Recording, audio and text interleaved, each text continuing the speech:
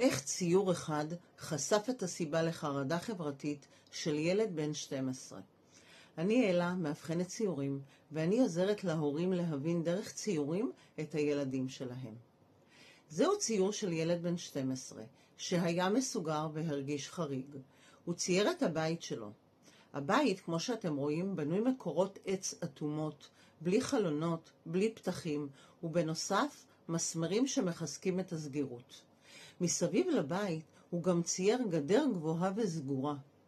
במציאות זהו בית רגיל, נכנסים ויוצאים בו, יש דינמיקה משפחתית נורמלית, אבל הילד מרגיש כלוא ומוגבל. בעקבות הציור, האמא שיתפה שהיא נוטה להציב הרבה איסורים והגבלות, כך שגם דברים פשוטים שמותר לילדים אחרים אסורים לו. לפעמים, מתוך כוונות טובות, אנחנו מקבלים תוצאות לא רצויות. וזה הכוח של ציור, לחשוף אמת פנימית שלא תמיד תיאמר במילים. אם גם אתם מרגישים שקשה לילד או הילדה שלכם, אתם לא לבד. השאירו לי הודעה ונגלה ביחד מה מסתתר בתוך הלב הקטן של הילדים שלכם. באהבה, אלה.